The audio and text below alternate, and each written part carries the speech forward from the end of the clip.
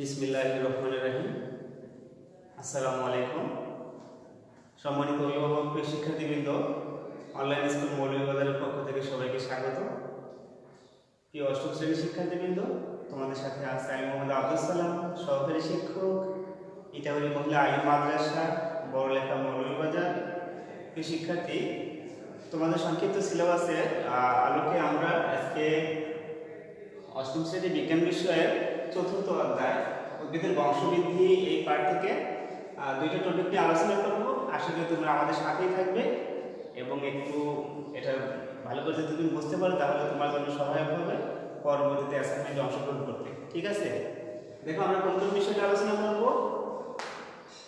এক নম্বর টপিক হলো পরাগায়ন, দুই নম্বর হলো বীজের গঠন ও অঙ্কুরোদ্গম। এই দুইটা বিষয়ের উপর আমাদের আজকে এই আলোচনাটা হবে। সুতরাং আশা করি তোমরা আমাদের সাথেই থাকবে এবং আমাদের সাথে অনুশীলন করবে। প্রথমে আসে দেখো পরাগায়ন। পরাগায়নটা কি আমরা সাধারণত মুখে বলতে পারি, আমরা বলি যে একটা ফুল থেকে অন্য ফুলে পোকামাকড় পড়ে গেলে পরাগায়ন হয়ে থাকে। কিন্তু বইয়ের পাশে যদি আমরা সুন্দর করে বলতে চাই তাহলে কেমন হবে দেখো। পরাগায়নের সংজ্ঞাটা একটু দেখে নেই। ফুলের পরাগধানী হতে পরাগরেণু একই ফুলে অথবা একই জাতের অন্য ফুলের গর্ভমণ্ডলে স্থানান্তরিত হওয়াকে পরাগায়ন বলে।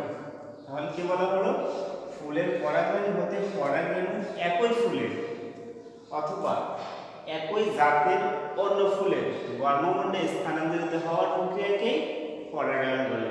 দেখো যে এটা একটা চিত্র ফুল লাগাইছে আমি এখানে সহজে বোঝানোর জন্য। ফুলের দেখো এখানে পুংকেশর আছে, এখানে আবার গর্ভকেশর আছে। ঠিক আছে, দেখো এই পুংকেশরের মাথায় কিন্তু অসংখ্য ক্ষুদ্র ক্ষুদ্র হলুদ বর্ণের ই থাকে, পুংয়ে কি থাকে তোমার পুংরেণুগুলো কি বলা হয়, পরাগরেণুতে পরাগরেণু থাকে, হলুদ বর্ণের ক্ষুদ্র ক্ষুদ্র পরাগরেণু থাকে। তুমি যদি লক্ষ্য করো মিষ্টি মিষ্টি কুমড়া বা আর কি আছে যেমন বা চাল কুমড়া, এগুলোতে তুমি যদি লক্ষ্য করে দেখবা হাত দিলে হাতের সাথে হলুদ বর্ণের একটা অংশ লেগে যায়। বা জবা ফুলের কথা চিন্তা করো বা ধুতুরা ফুল, তুমি যখন এই ফুলটা ফুলের ভিতরে হাত দিবে দেখবে হাতে এক ধরনের আবরণ তোমার হাতে লেগে যাবে। এগুলো হলো কি পরাগরেণু। তো ওই পরাগরেণুটাই মূলত পরাগায়ন ঘটাতে সাহায্য করে। পরাগরেণুটা এক ফুলে থেকে অন্য ফুলে যায়, সে কি নিজে নিজে যেতে পারে? পারে না, তাকে নিয়ে যাওয়া হয়। কিভাবে যায়? কিছু মাধ্যম আছে, এটা আমরা পরে আলোচনা করতেছি। প্রথমে আমরা আসি এখানে পরাগায়নটা দুই প্রকার, এটা আলোচনা করি। পরাগায়নের প্রকারভেদ, পরাগায়ন তো দুই রকম হয়, দুই ভাবে হয়ে থাকে। একটা হলো স্বপরাগায়ন আর একটা হলো পরপরাগায়ন। প্রথমে আসি স্বপরাগায়ন কি। লক্ষ্য করো একটা ছবি আমি এখানে এঁকেছি বোঝানোর সুবিধার্থে। এখানে এই গাছে একটা ফুল, এই একটা ফুল, একই গাছে দুইটা ফুল। তাহলে যদি স্বপরাগায়নের কথা আমরা লক্ষ্য করে দেখো কি হবে, একই ফুলে অথবা একই গাছে ভিন্ন দুটি ফুলের মধ্যে যখন পরাগায়ন হয় তখন তাকে স্বপরাগায়ন বলে। পরাগায়নটা একই ফুলের মধ্যে হতে পারে বা একই গাছের ভিন্ন দুটি ফুলের মধ্যে হতে পারে। যদি ভিন্ন দুটি ফুলের মধ্যে হয়ে থাকে তাহলে তাকে আমরা কি বলবো? স্বপরাগায়ন। পরীক্ষায় কি আসলে ভাবে কি লেখা যায়? স্বপরাগায়নের সংজ্ঞা একই ফুলে বা একই গাছের ভিন্ন দুটি ফুলের মধ্যে যখন পরাগায়ন ঘটে তখন তাকে স্বপরাগায়ন বলে। এটা হলো স্বপরাগায়ন। ঠিক আছে, যেমন উদাহরণ কি হতে পারে, সরিষা, কুমড়া, তারপরে ধুতুরা ইত্যাদি উদ্ভিদের স্বপরাগায়ন হয়ে থাকে। কি কি উদ্ভিদের? সরিষা, কুমড়া, ধুতুরা ইত্যাদি। চলে আসি পরপরাগায়নের সংজ্ঞাটা কি দেখো। একই প্রজাতির ভিন্ন দুটো উদ্ভিদের ফুলের মধ্যে যখন পরাগায়ন ঘটে তখন তাকে পরপরাগায়ন বলে। দেখো যদি একই প্রজাতির ভিন্ন দুটি উদ্ভিদ, এটা একটা উদ্ভিদ, এটা একটা উদ্ভিদ, দুটো উদ্ভিদ কিন্তু আলাদা। উদ্ভিদের এই ফুল থেকে অন্য উদ্ভিদের এই ফুলের মধ্যে পরাগায়নটা ঘটবে। লক্ষ্য করবে শিক্ষার্থী, প্রথমটা ছিল একই গাছের একই ফুলে বা ভিন্ন দুটি ফুলের মধ্যে যে পরাগায়ন, স্বপরাগায়ন, এখন হবে পরপরাগায়ন। একই প্রজাতির ভিন্ন দুটি উদ্ভিদের ফুলের মধ্যে যখন পরাগায়ন ঘটে তখন তাকে বলা হয় পরপরাগায়ন। কিন্তু একই উদ্ভিদে হচ্ছে না, এক্ষেত্রে উদ্ভিদ দুটি আলাদা, দুটি গাছের মধ্যে ফুলের মধ্যে পরাগায়ন করছে।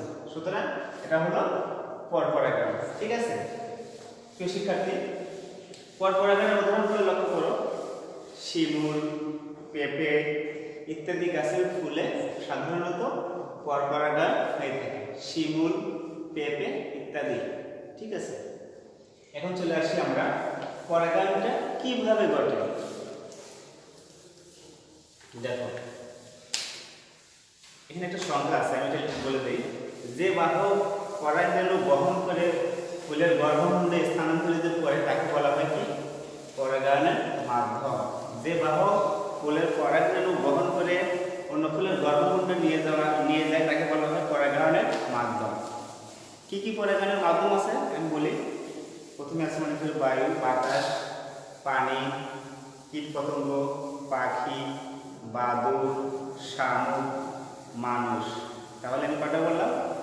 আমাদের বইয়ের মধ্যে আছে 7টি পরাগায়নের মাধ্যম, যারা পরাগায়ন ঘটাতে বিভিন্নভাবে সহায়তা করে থাকে।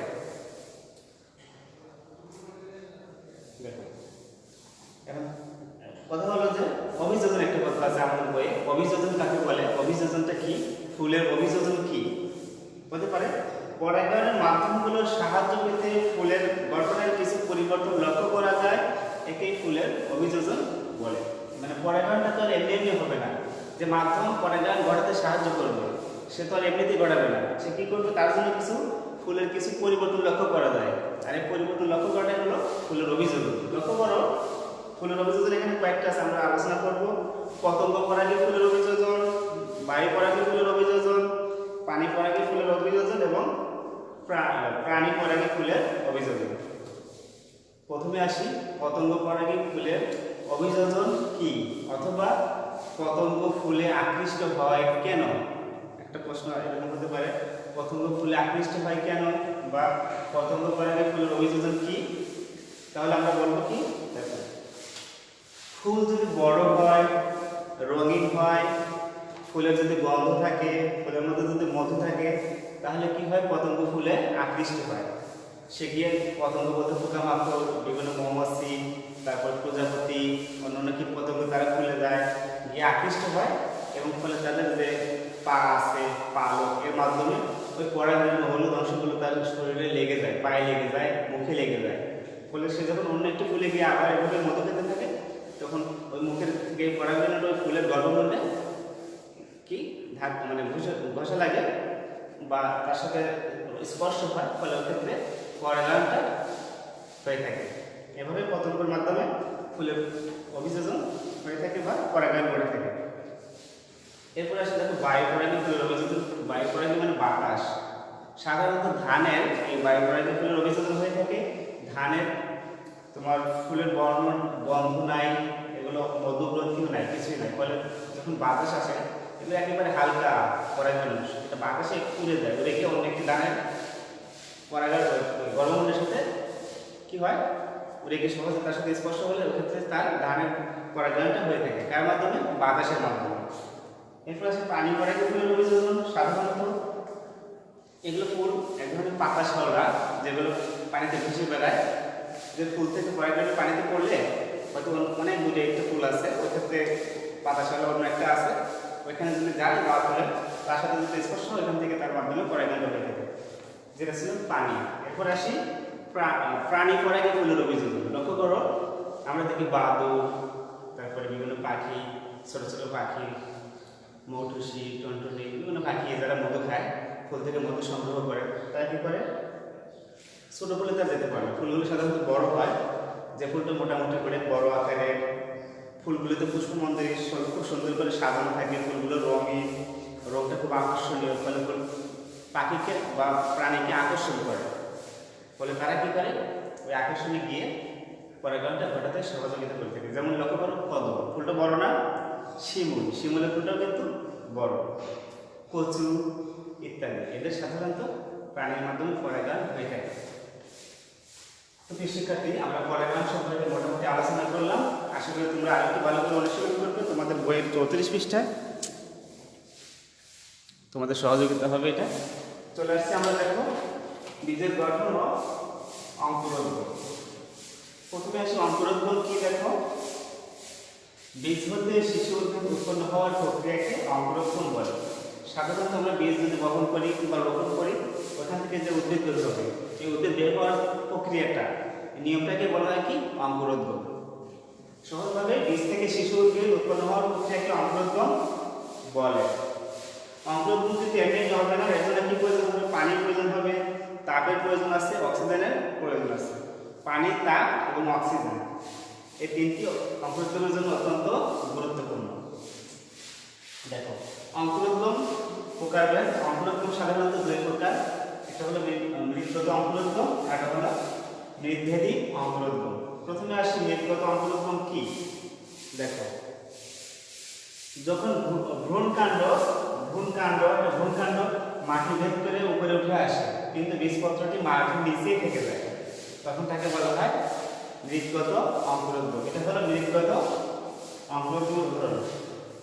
আমি আবারও বলছি, যখন ভ্রূণকাণ্ড মাটি ভেদ করে উপরে উঠে আসে কিন্তু বীজপত্রটি মাটির নিচে থেকে যায়, তখন তাকে বলা হয় মৃৎগত অঙ্কুরোদ্গম। উদাহরণস্বরূপ কি? উদাহরণ দেখো, ছোলা, ধান এদের মৃৎগত অঙ্কুরোদ্গম হয়ে থাকে। পরে আসি মৃৎভেদী অঙ্কুরোদ্গম। এটা ঠিক আছে, কখনো কখনো বীজপত্র সহ ভ্রূণমুকুল মাটি ভেদ করে উপরে উঠে আসে, তখন তাকে বলা হয় মৃৎভেদী অঙ্কুরোদ্গম। দেখো ভ্রূণমূল কিন্তু নিচে আছে, বীজপত্রটা কি করে মাটি ভেদ করে উপরে উঠে গেছে। দেখো এই যে বীজপত্র, এটা কি হলো? দুইটা পার্ট হয়ে গেল, কি আলাদা হয়ে মাটির উপরে চলে গেল, এটা মাটির লেভেল মাটির উপরে চলে গেল। তাহলে কি বলছে?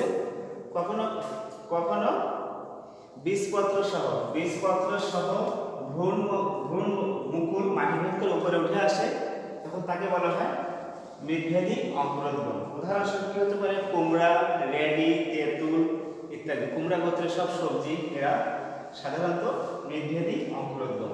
আর মৃৎগত অঙ্কুরোদ্গম ধান, ছোলা ইত্যাদি। আসলে তোমরা পাঠ্য মোটামুটি বুঝতে পেরেছো। তোমরা একটু অনুশীলন করবে, ইনশাআল্লাহ তোমরা সফল হবে এই বিশ্বাস করি। দেখো আমরা এখান থেকে আলোচনা করলাম সংক্ষেপে, তোমরা নিজেরা একটু আলোচনা করবা, তাহলে তোমাদের জন্য একটু ফলপ্রসূ হবে আশা করি। তো আজকের পাঠ এই পর্যন্তই, পরবর্তী ক্লাসে আবারও দেখা হবে। সবাই ভালো থাকো, সুস্থ থাকো, নিরাপদে থাকো, আর বইয়ের দিকে মনোনিবেশ করো, ইনশাআল্লাহ তোমরা সফল হবে। আল্লাহ হাফেজ।